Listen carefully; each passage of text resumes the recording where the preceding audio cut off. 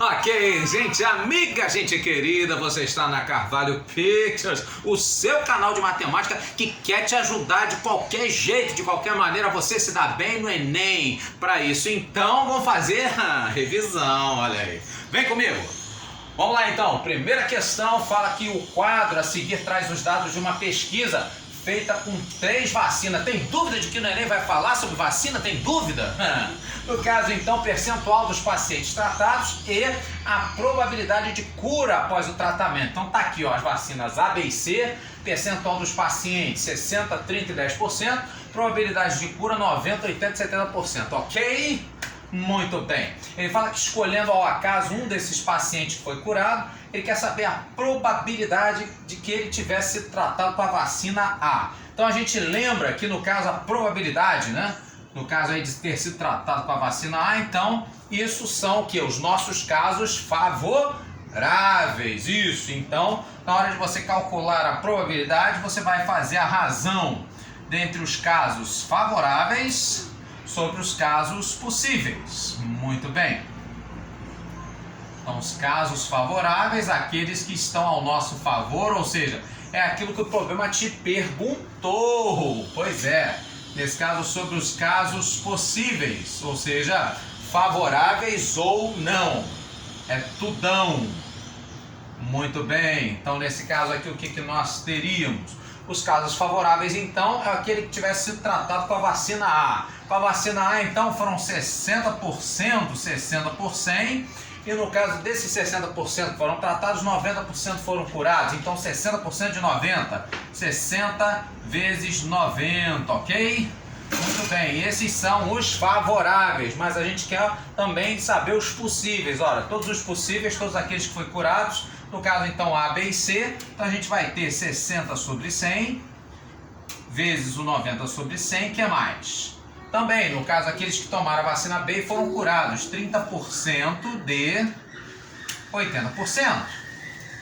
E que mais? Aqueles também que tomaram a vacina C e foram curados, que são 10% dos 70% restantes. Muito bem. Então, no caso, o que a gente faz a partir daí? Simplifica, não complica. No caso, então, 2 zerinhos de cima corta com 2 zerinhos de baixo. Aí você vai ter, nesse caso, 6 vezes 9, 54 sobre 100. Sem dúvida, correto? Muito bem. E no caso aí do nosso denominador, simples, rápido, prático e sem dor. Então, nós também teremos aqui, né, o server 9, no caso aqui o 54 dessa parte. Teremos aqui, né, o 3 vezes 8, 24 sobre 100. E aí no caso aqui também o 10 vezes o 70, corta os 2 zerinhos de cima com de baixo. Então vai ficar 1 vezes 7, 7. E aí vai somar então, né? 54 mais 24 com mais 7, todo mundo sobre o mesmo denominador comum, 100. Então, sem problemas, a gente soma direto. No caso aí 24 com mais 7, 31. E aí esse 31 com mais 54, 85. Isso tudo sobre 100, aí o que acontece? Você vai ter então, né, a divisão de 2 frações, mantém a primeira, multiplica pelo inverso da segunda. Ou simplesmente, você já sabe de luz Jedi. E aí nesse caso então, você já tem direto 54 sobre 85. Isso então vai ser a letra E, é ou não é? A nossa opção correta. Justo? Muito justo? Então, sem deixar para depois, questão 2. No caso, então, de um grupo aí de 300 pessoas, olha aí. Desse grupo de 300, com tipo sanguíneo O, então, observa-se que 1% apresenta aí o fator RH negativo e o restante, então, apresenta o RH positivo. Então, quantas pessoas com RH+, precisam ser retiradas do grupo para que esse número dos que tem o RH- passe a representar 2%. Então, raciocina comigo. No caso, então, dessas 300, né, o que acontece? 1% de 300, quantos teremos? Isso, no caso, então, 3, né? Pois é, então, nesse caso aí, 3, tem aí o RH-. E no caso, então, 297 consequentemente o RH+, ok? Então ele pergunta, no caso aí, quantas pessoas com RH+, precisam ser retiradas. Essa é a pergunta do problema e geralmente aquilo que eu não sei eu chamo por uma letrinha. No caso então é o X da questão. Então X pessoas precisam sair de cena dessa turma aí, dos que tem o RH+, ou seja, dos 297, ok? Então esses aqui é que eu vou ter que retirar, no caso então, para, no caso, a porcentagem do RH menos aumentar, beleza? Então, no caso, nós teríamos 297 pessoas. Dessas, tem que sair, tem que se retirar X pessoas. Para quê? Para que, então, o número de pessoas com RH menos passe a representar 2%. Ora, mas se os que têm RH menos passem a representar 2%, é a mesma coisa dizer então que os que ficaram, né, do RH+, serão agora o quê? Isso, 98%, certo? 98% de quem? No caso então do total de pessoas. Que total de pessoas é esse? No caso então das 300 menos as X pessoas, beleza? Então nesse caso, se a gente for tirar aí, né, o nosso denominador comum, ou simplesmente jogar, né, esse 100 para o outro lado multiplicando, o que vai acontecer? Teremos então 29.700. Sim, é só acrescentar os dois zerinhos aqui. E isso com menos 100x vai me dar, usando então aqui a distributiva, teremos, no caso então 98 vezes 3, a gente faz aqui rapidinho. 3 vezes 8, 24, vão 2. 3 vezes 9, 27, né? Com 2 que foi 29.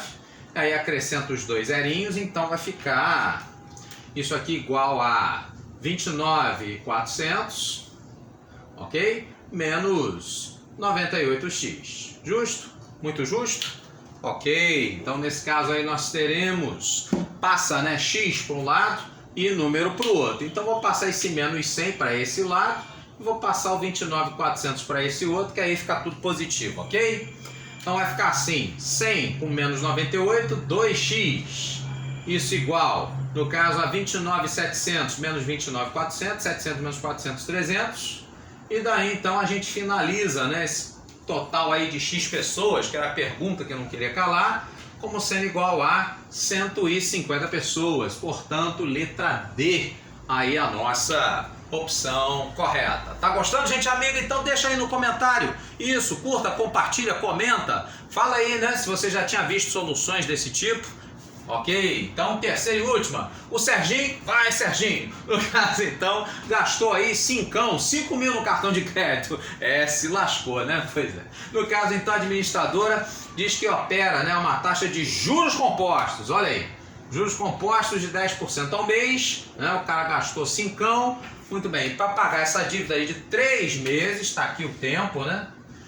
E aí então foi feita uma proposta, a empresa aceitou e vai cobrar dele, né, juros simples, extremamente simples, de 8% ao mês nesse período, ok?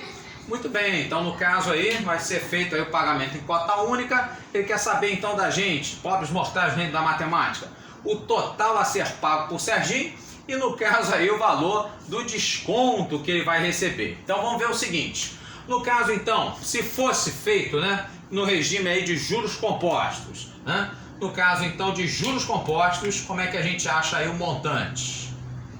Então vamos ver. Lembrando, no caso aí para juros compostos, o montante é o capital vezes o fator de aumento, 1 mais I elevado a N.